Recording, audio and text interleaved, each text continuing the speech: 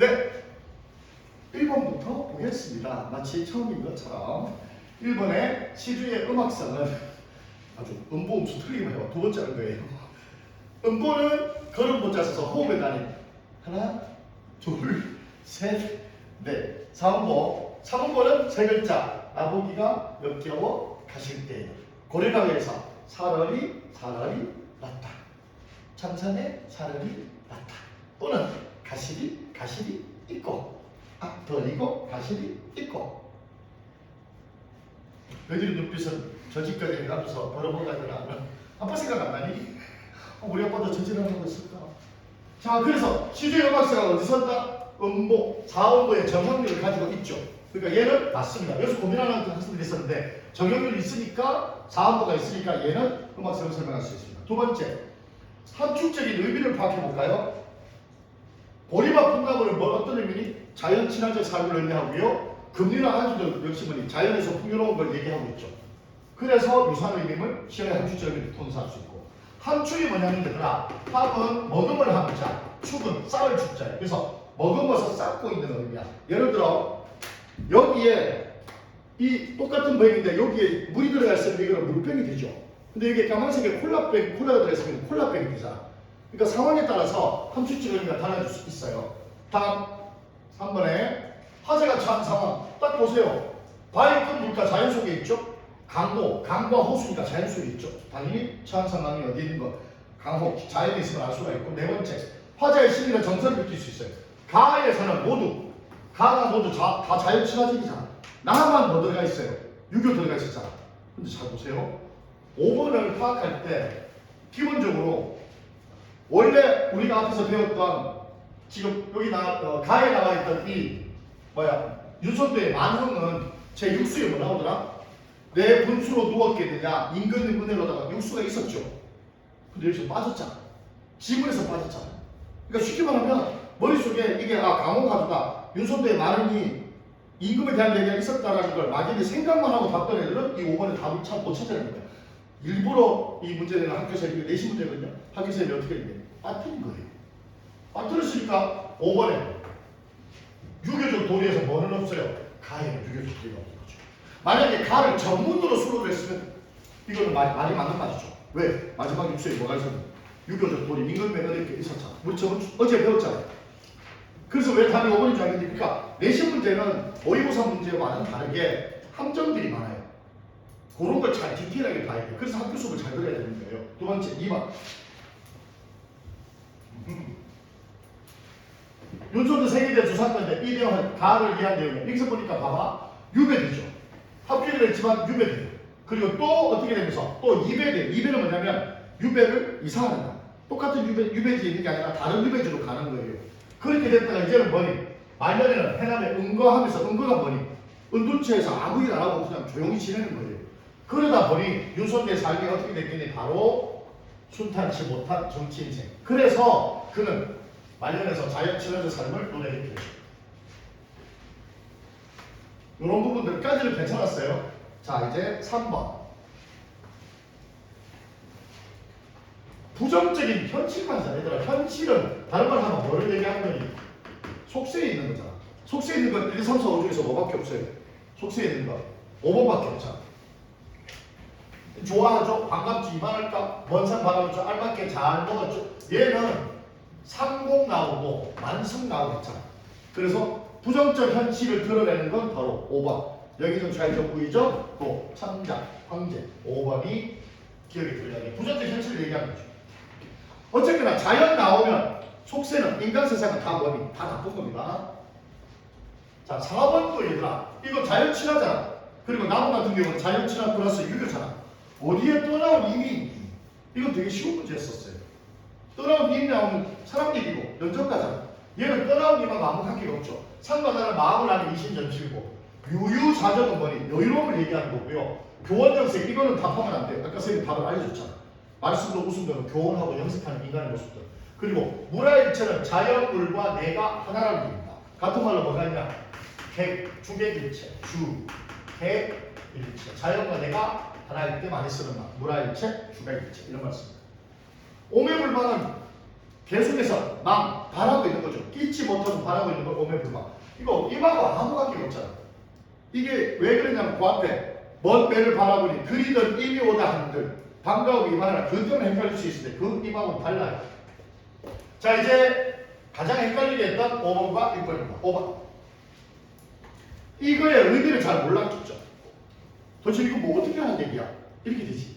자, 초장의 앞부분이 A, 뒷부분이 B, 중장은 전체, 종장은 앞부분이 D, 뒷부분이 C예요. 그러면 이걸 어떻게 풀어야 되느냐? 문제를 많이 풀어보는 학생들은 이걸 이렇게 정리할 수 있어요. 볼게요. 과거의 범위들이가 A, 미치능이 전환한다가 B예요. 그러니까 계절적 변화가 여기서 있는 거죠. 여기도 A고, 여기도 A고, 여기도 B니까 법에서 가을로 가니까 계절의 변화가 1번은 나오는 거죠. 이렇게 해서 풀어나가는 거예요. 그 다음에 탕류계면에 경비가 안주로다 이 전체가 다 뭐니? C고요. 그 다음에 이 몸의 한가의 온도도 뭐가 되니? D에 임금맹원에다가 바로 E가 되겠죠. 마찬가지. 얘도 마찬가지.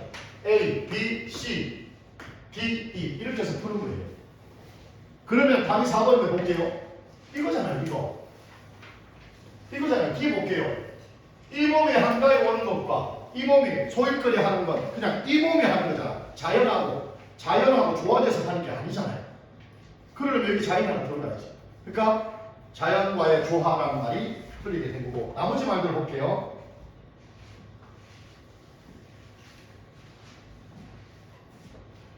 계절적 풍치 아까 미치는게 적어놨죠. 또 뭐 까먹었지만 그 다음에 구체적으로 뭐 하냐 소정에 막 던져놓기도 하고 또 막 탕류기면서 맞기도 하고 자연과 화자의 조화는 나오지 않아요.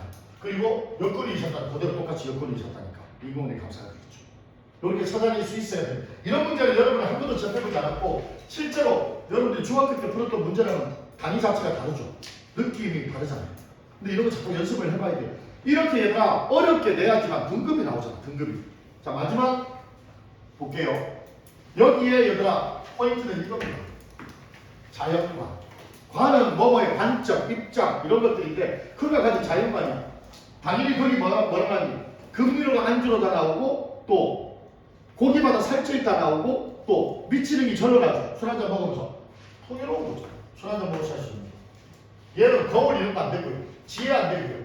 경청 안 되고요. 얘 같은 경우는 요거는 이게 매력 좋다. 자연이 베푸는 혜택은 임금으로부터 시작한다고 해야지 달라진다가 안 되는 거예요.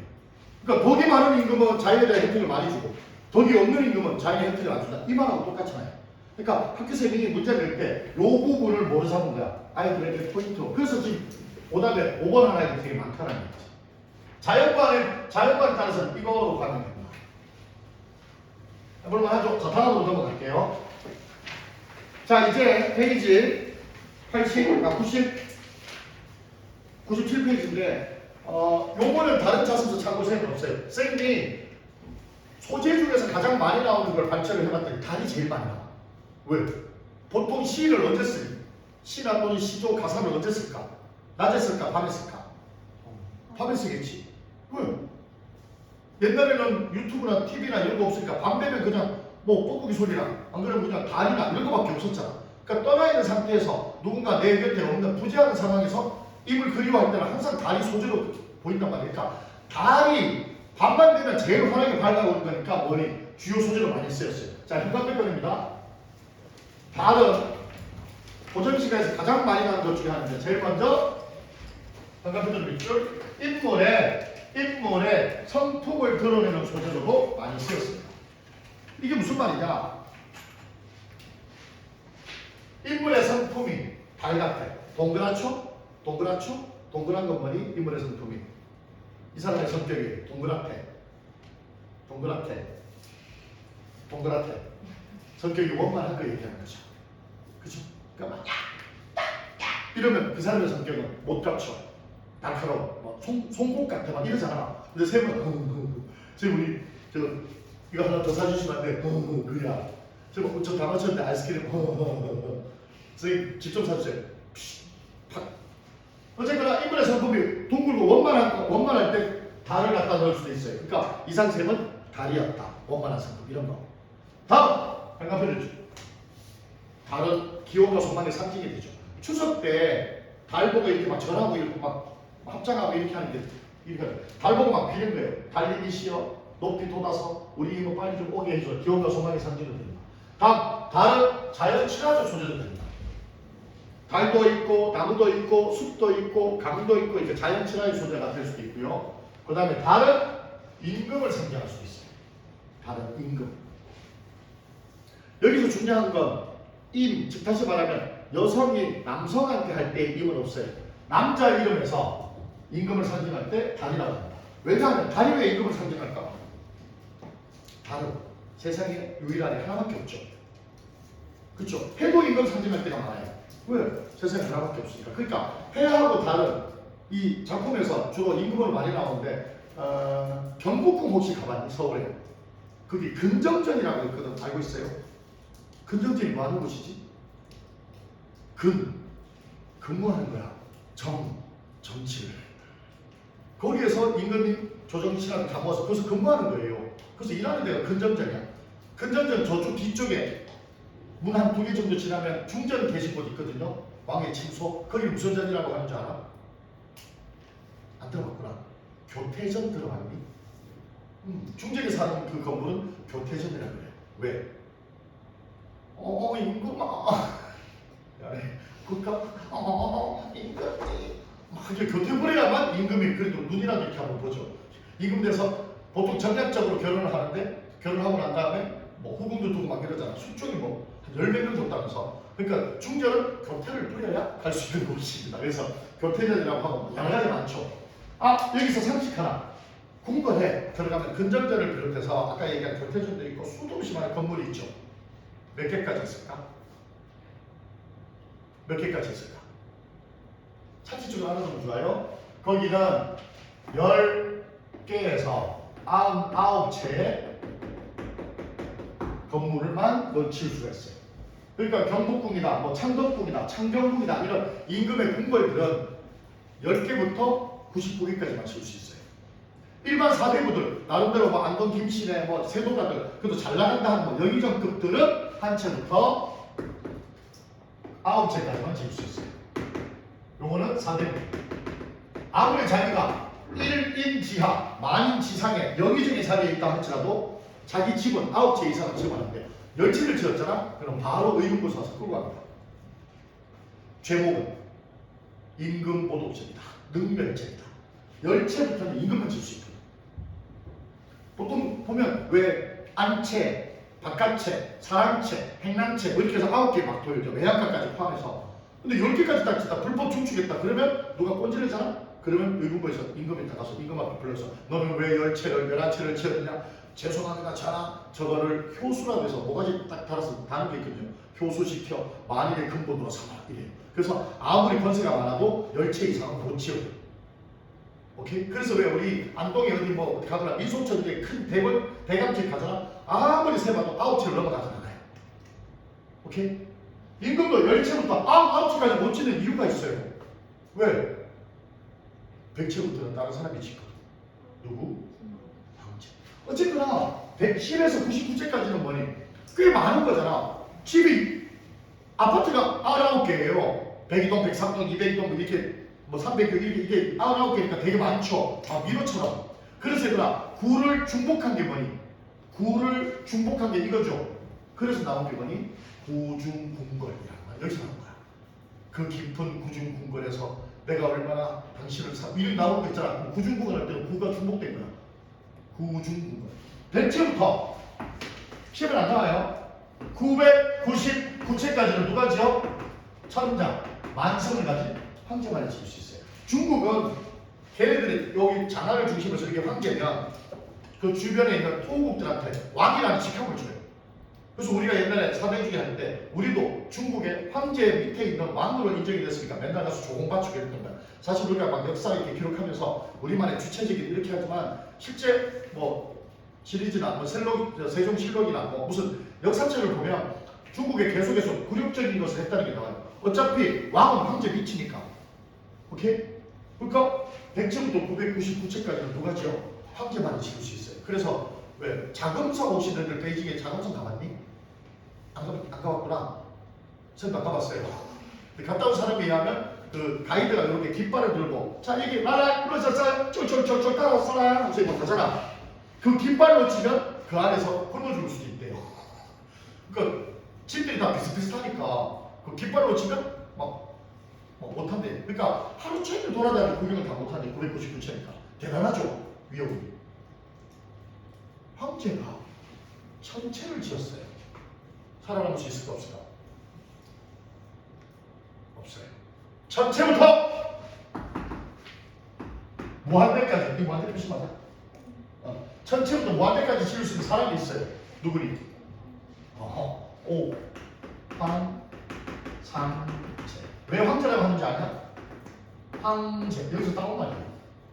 옥황상제는 황제보다 위에 있어요. 하늘이 있잖아. 그러니까 예를 들어서 중국의 진시황이 지을 때 막 1002채 정도 지었다. 그러면 하늘에서 옥황상제가 이렇게 갖다가 막 세봐서 하나, 둘, 이 새끼가 2채 더 지었네? 3채 더 지었네서 벼락 같은 거 온대. 그럼 걔가 딱 하고 죽고 급사하고 이렇게 되겠지. 자, 어쨌거나 시험은 안 나와요. 이런 거 재밌지 않아요, 근데? 자, 임금을 선택하는 때 명언. 그 다음에 단순히 밤이잖아. 시간적 배경은 밤에 갈 때니까 시간적 배경. 그러니까 인물의 상품인지 기운과 소망의 상징인지 자연친화인지 임금인지 시간적 배경인지를 잘 따져서 시험에서 여러분들이 정리하기를 바랍니다. 자, 하나씩 볼게요. 먼저 인물의 상품을 나타내는 겁니다. 빨간색 볼펜입니다. 빨간색. 여러 열심에 여기 한가인데요. 찬 기파란 건데 보세요. 기파랑을 뭐 하는 거야? 예찬하는 겁니다. 우리 그슬레브 관계수에서 기파랑이라는 화랑을 예찬하는 노래가 찬 기파란 건데 여러 저침에 나타난 달이 흰 구름조차 떠가는 것을 아느냐? 그 달이 떠가는 것을 아느냐? 이 달은 기파랑의 무슨 성품? 원만하고 아주 좋은 성품. 원만한 기파랑의 성품입니다. 그러니까 이 기파랑이 곧 누구니? 달입니다. 기파랑이 달이에요. 자, 그 다음에 5가에 보면 여기 아래와 부분을 좀 잘못된 데 설명해 줄게요. 작은 것이 높이 떠서 만물을 다 비추니 밤중에 광명이 너만 하니 또 있겠느냐? 보고도 말 아니하니 내 것인가 하노라 나갈 때 이 작은 것은 달이거든요. 달은 보세요. 보고도 말을 안 한대요. 또 광명이 너만 한대요. 그러니까 그 작은 이 달의 성품이 광명하며 또 보고도 말하니까 과묵한. 다시 말하면 이 달은 광명하고 아주 빛나고 과묵한 한 사람의 모습을 의미합니다. 내 벗의 모습을 보여준다. 그래서 얘는 인물의 성품을 드러내는 겁니다. 그 다음에 두 번째 빨간색으로 달님이시여 빨간색으로 비추어. 여기 나오죠? 비추어 주옵소서. 소망하고 있죠. 기원하고 있죠. 달님이시여 비추어 주옵소서. 여기도 마찬가지. 달님이시여 서방까지 가시렵니까? 말해주소서. 도착하시면 말해주소서. 이런 건 기원과 소망. 그러니까 달이 인물의 성품을 드러낼 때도 있고 비는 달님이시여 좀 많이 좀 비춰주소서. 서방까지 도착하시면 말해주소서 라고 소원을 비는 역할도 하죠. 그래서 인물의 성품 또 기원과 소망의 역할을 합니다. 다음 자연친화적 소재 볼게요. 자, 청사는 말이 없어요. 유수 흘러가는 물은 형태가 없어요. 모양이 없어요. 청풍 맑은 바람은 값이 없다는 얘기는 돈 안 줘도 쓸 수 있는 맑은 바람. 값이 없는 돈 없어도 되는 청풍이요. 명어는 뭐가 없어요? 임자가 없어요. 그러니까 주인을 하는 임자 없으니까 청산, 유수, 청풍, 명어 다 자연친화적 소재입니다. 그리고 우리 좀 이따 배우지만 10년을 겨냥해서 3칸짜리 집을 지어내니 너 한 칸, 나 한 칸, 나 한 칸, 달 한 칸, 청풍 한 칸, 요 달, 여기 달. 여러분 책에 나와 있을 거예요. 달 한 칸, 청풍 한 칸 막혀들고 갈 때 요 달은 자연친화입니다. 왜냐하면 여기도 뭐니? 청풍 나왔잖아요. 여기도 청풍 나왔죠? 여기도 청풍 나왔죠. 자연친화적 소재. 그 다음에 이 부분은 별표입니다. 아주 대조적이게 딱 들어가네요. 집으로 만든 지프로 만든 방석 내지 마라. 낙엽인들 못 앉으랴 서리법 앉을 수 있다. 소나무 볼 켜지 마라. 왜? 어제 진 달이 보다 온다. 그러니까 지금 세 번째 집방석과 솔불은 인간이 만든 인위적 소재요. 동그라미 된 낙엽과 달은 천연적 자연적 소재죠. 그래서 이 두 개는 확실하게 대조가 되죠. 인위적 소재와 자연적 소재. 앉고 싶은데 방석 10% 방석 만들지 마. 푹신한 낙엽 있잖아. 자연적인 낙엽 안 주면 되지. 소나무를 이렇게 불 붙여서 소나무 솔불 켜지 마. 왜? 저기 달이 환히 밝아 있으니까. 그래서 이 나와 있는 달과 낙엽 이런 것들은 자연 친화적 소재가 되고, 자 산마을에 눈이 오니 들길이 묻혀 있어요. 그러니까 눈은 나쁜 거죠. 묻히게 했으니까 가야 되니까. 시비는 살인문입니다. 살인문을 열지 마라. 날 찾으는 누가 있으니. 밤중에 1편 조각입니다. 밝은 달만이 꼴 그 벗인가. 속수를 가는 돌길이 묻혀있어. 살인문 안 열어도 돼. 날 찾을 리 없으니까. 괜찮아. 누가 있어? 명월이 내 벗이니까.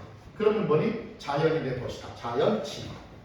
그래서 지금 나와 있는 자연 친화의 소재, 여기 명월, 여기 달, 그리고 여기 나와 있는 달, 명월 이런 것들은 다 뭐를 얘기한다고? 자연 친화적 소재죠. 근데 보세요.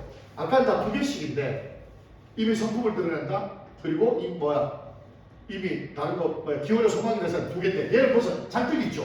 원래 3개 잊혀봤을 때 여기 한 8개 넣으려고 했어요.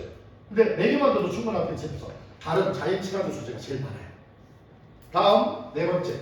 임금을 상징하기도 한다고 했죠. 임금을 상징하기도 한다. 통원이 변화들 본색이 어디 갔냐. 우리도 자 여기 단심이 뭐냐면 충성심. 단심할 때 다른 붉은 마음이거든. 1편 단심할 때 1편 단심 임금에 대한 충성심을 지켜서 명월을 볼 날을 기다리겠다. 임금 만날 날을 기다리겠다. 그럼 3인공은 황혼의 달입니다. 황혼의 달조차 베개머리에 비치니 흐느끼는 듯 반기는 듯 니빌신가 아닌가. 이 달이 니빌입니다.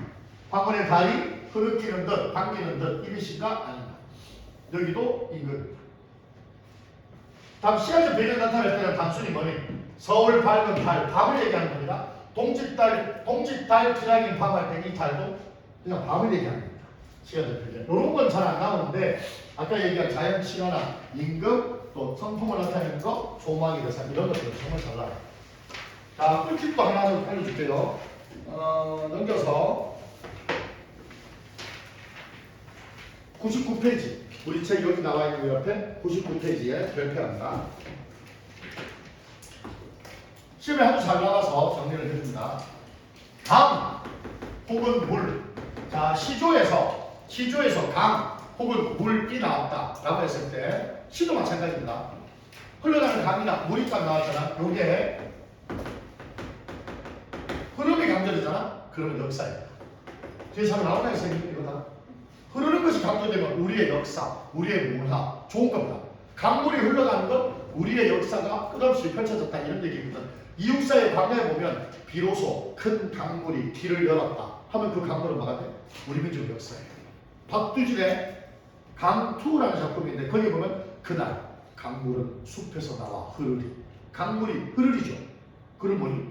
결국은 그 강물이 흘러가는 얘기는 우리의 민족의 역사가 계속 이어졌다. 두만강도 우리의 강아, 잠들지 마라 우리의 강아라는 이용학의 시에 나오는 두만강도 그 강물도 흘러가는 것이 강이니까 역사입니다. 그런데 얘가 이쪽 저쪽을 나누잖아. 다시 말하면 강물이 흐르잖아. 그럼 여기랑 나눠지죠. 이러면 다 단절. 장애물. 내가 여기 있고 이미 여기 있으면 여기 건너가야 되잖아요. 그래서 건너가는 것이 강조된다. 이게 두 개로 구분한다. 그러면 더 나빠요. 그래서 여러분들이 시외의 상징적 의미는 항상 앞뒤를 보고 봐야 되는데 이 강물이 두 개로 구분하고 있다 라고 하면 얘는 무조건 나쁜 거예요.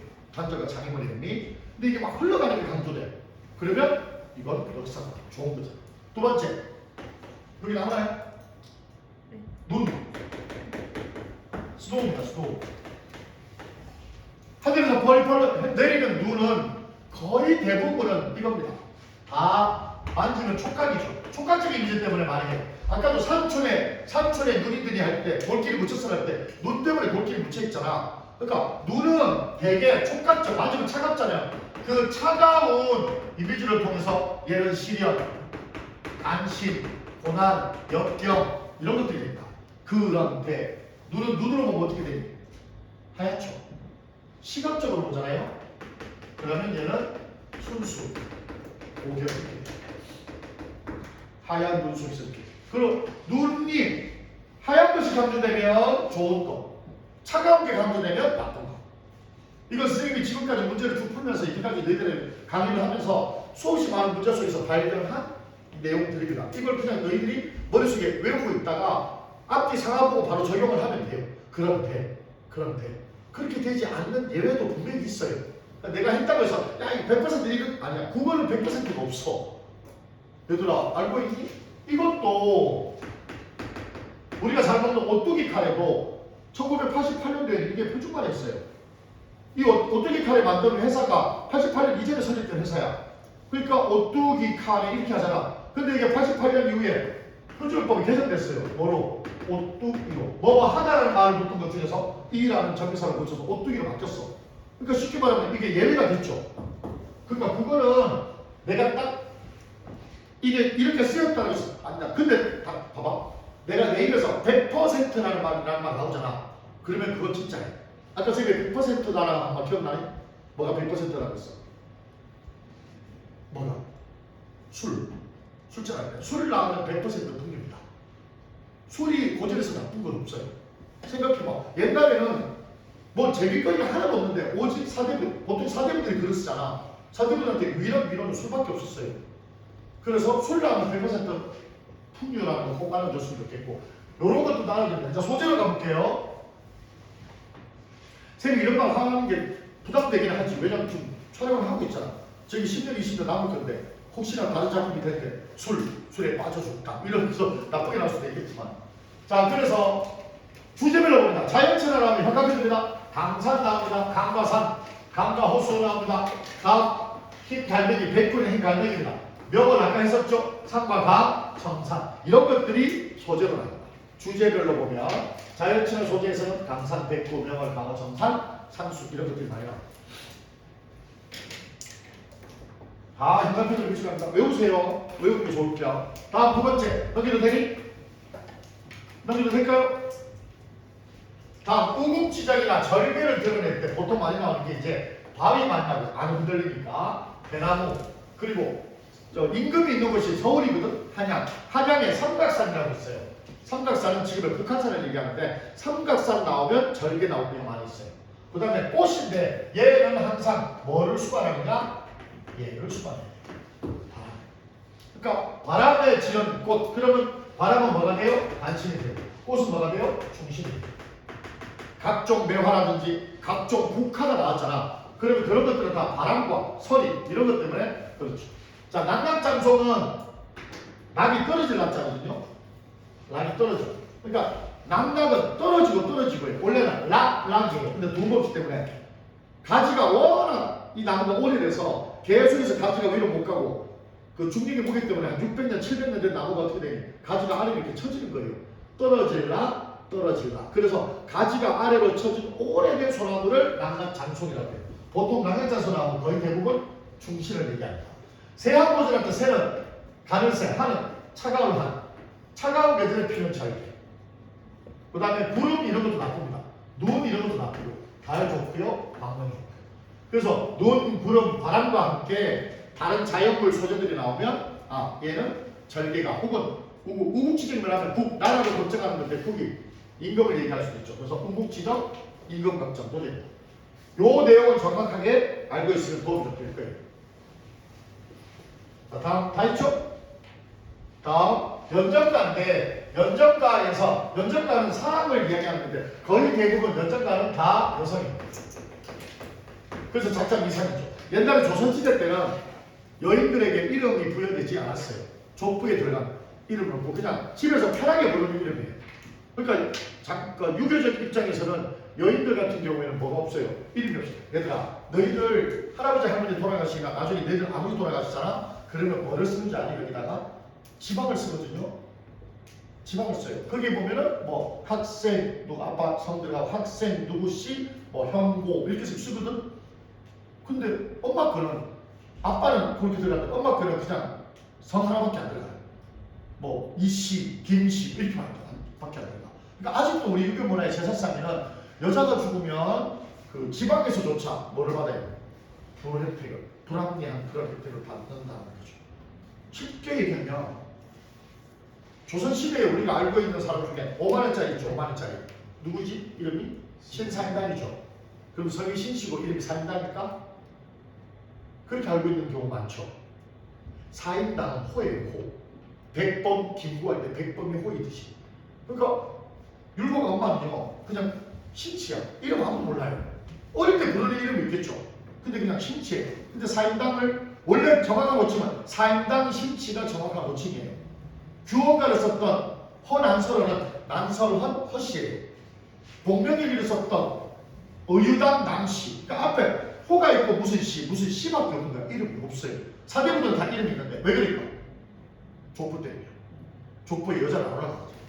그래서 아모리케라 불렀어요. 특히 여자애들도 태어났는데 족으로 태어났잖아. 노비로 태어났잖아.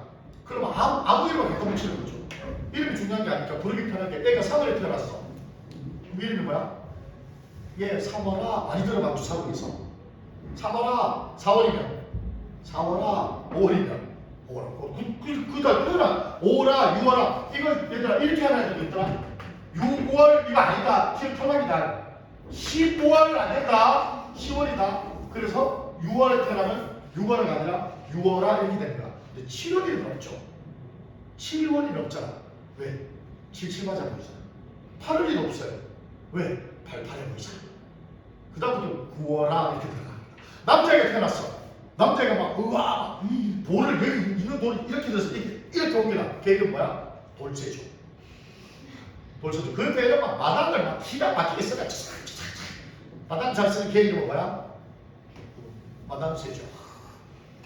그죠? 그러니까 아무렇게나 그냥 갖다 붙인다. 여자든 아니면 하인이든 노비든. 그리고 애가 딱 태어났어. 나 태어나고 무슨 애기니 얘가? 갓난 애기죠. 그래서 뭐라고 하니? 갓난아 갓난 이렇게 부르는 거예요. 몰랐구나. 아무튼 그 당시에는 연전가를 이 사람들 이름이 없었어요. 자, 사창이 뭐냐면 이거 보이나요? 보이나요? 조기에 창이 하나 있어요. 조기에 창이 하나 있어. 이렇게 여기 창문이에요. 창문의 여기를 뭐로 만든 거야? 보통은 유리로 만드는데 실로 만든 거예요. 실로 이렇게 창문을 만들었으니 안이 보일까 안 보일까? 안 보이겠죠. 그러니까 여자들은 옛날에 바깥에서 안 보이게끔 하는 게 주 업무였어요. 그러니까 여자들은 얼굴이 바깥에 드러나면 안 돼요. 저기를 생각하면 돼. 저 중동 지역의 히잡 비슷하게 이런 거 하듯이. 그래서 잠옷이라 해서 외출할 때는 이렇게 가리고 나가잖아요. 그리고 방들도 여자들이 기거하는 방은 방들이 엄청 높아요. 바깥에서 보면 안 되는 거야. 왜? 사악한 기운이 든다고 해서. 그래서 여자들끼리 고안에서 만든 놀이가 뭐야? 다 높이놀이에요. 높이놀이. 그대로 왜 하니? 높이 올라가서 오잖아요. 높이 올라갈 수 있으니까. 널뛰기 여자들 뛰죠. 저 남자애기야? 저 차오르다. 이렇게 가서 바깥 구경하려고 널뛰기 만든 거예요. 그래서 거의 대부분 여자들이 놀이는 이렇게 뛰는 놀이에요. 바깥에 보고 싶어서. 되게 슬프죠. 그래서 실로 만든 불투명한 창을 뭐라 그래? 사창이라고 해요. 오직 이거는 어디에만 있어요? 여자들 창에만 있어요. 그래서 시어에서 사창 나오잖아? 그럼 시적 여자가 누구야? 여성입니다. 밑에 하나 더 쓸까요? 옥창이라고 있습니다. 옥창은 또 뭐냐? 요게 창문 틀인데 창문 틀을 뭐로 만들어요? 창문 틀을 옥으로 만들어. 보석으로. 왜 사극 보면 여자들 방 보면 되게 막 화려하고 부쩍부쩍하죠? 되게 예쁘게 꾸며놓잖아. 그러니까 창문에 틀만 줘도 뭐로? 보석이 옥으로. 옥에 할머니 여기 보면 옷반지 그죠? 옷반지 이렇게 껴서 하는 것처럼 보석으로 이렇게 만든 반지. 보석으로 만든 창문. 그게 옥창입니다. 그 다음에 보통 무인 동방은 세 군데, 사람 하는 거 없는 방, 즉 여인 혼자 있는 방 이렇게 나옵니다. 그 다음에 중문은 뭐냐면 이 뒤에도 나오는데, 자 보세요. 여자는 아까 얘기했죠. 바깥 세상하고 철저히 판별되어 있어야 되잖아. 그래서 여자 방은 나가면 일단 이 방의 문을 열면 여기 소문이 하나 있다. 방에서 나갈 때 여는 문이 소문이야. 소문. 그리고 다시 마루 나가서 또 여는 문이 중문이야. 그리고 맨 마지막에 가서 문이 대문이야. 그러니까 소문, 중문, 대문 이렇게 있어요. 보통 근데 사대문을 방은 소문이 하나 있고 대문이 있어요. 그러니까 중문을 하나 더 친 거야. 그래서 대문, 중문 지나, 대문 지나 이런 말 나오면 화자가 누구란 얘기야? 여성이란 얘기예요. 알겠죠? 그래서 이런 시험들을 통해서 이런 소재들 통해서 주제를 파악할 수도 있겠다라는 거 기억하기를 바라고요. 다음, 요거 이제 노동과 관련되는 건데 노동을 할 때, 농사질 때 벼라든지 술은 100% 좋은 거를 그랬습니다. 또 민물 개가 왔다 갔다 한다든지 또는 농촌에서 쟁기, 농기구죠? 쟁기가 뭔지 알아? 쟁기. 땅 탈 때 이렇게 삽 같은데 되게 큰 삽, 그걸 소가 이렇게 끄면 쭉 하는 그걸 쟁기라고 합니다.